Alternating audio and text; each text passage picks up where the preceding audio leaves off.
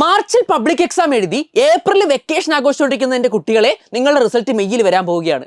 Okay, അപ്പൊ മെയ്യിൽ വരുമെന്ന് വെച്ച് ടെൻഷൻ അടിക്കൊന്നും വേണ്ട. ലാലേട്ടൻ മറ്റേ പരിപാടിയിൽ പറഞ്ഞ പോലെ നമ്മൾ ചെയ്തു, അത് കഴിഞ്ഞു. ഓക്കെ, ഇനി നമ്മൾ കഷ്ടപ്പെട്ടിട്ടുണ്ടെങ്കിൽ അതിൻ്റെ റിസൾട്ട് വരും. നമ്മൾ നന്നായി ഉഴപ്പി നടന്നിട്ടുണ്ടെങ്കിൽ അതിൻ്റെ റിസൾട്ട് വരും.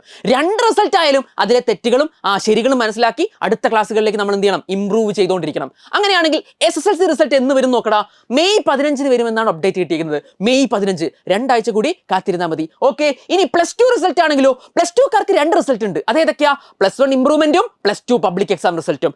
ആദ്യം വരാൻ പോകുന്നത് +1 ഇംപ്രൂവ്മെന്റ് ആണ്. അത് മെയ് 8 വരുടാ. മെയ് 8. ആഹാ, ഒരാഴ്ച മാത്രം. ഓക്കെ, അതിനുശേഷം ഒന്ന് ശ്വാസം നേരെ വീഴുമ്പോഴത്തേക്കും 2 ആഴ്ച കഴിയുമ്പോഴത്തേക്കും +2 റിസൾട്ട് മെയ് 22 ഓക്കെ, അപ്പൊ നിങ്ങൾക്ക് ഹാപ്പി ആയല്ലോ.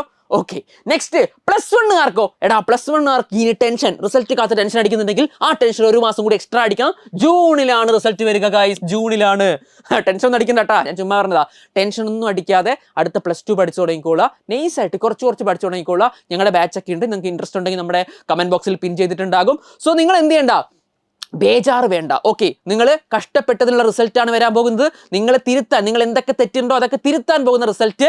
ഇനി അഥവാ നിങ്ങൾ നന്നായി കഷ്ടപ്പെട്ടിട്ടുണ്ടെങ്കിൽ നല്ല മാർക്ക് തന്നെ എല്ലാവർക്കും കിട്ടും. എല്ലാവർക്കും, ഈ വീഡിയോ കാണുന്ന എല്ലാവർക്കും ആത്മാർത്ഥമായി നല്ല മാർക്ക് കിട്ടുകയെന്ന് പ്രാർത്ഥിച്ചുകൊണ്ട് മറ്റു വീഡിയോയിൽ കാണാം. അതുവരെ ബൈ.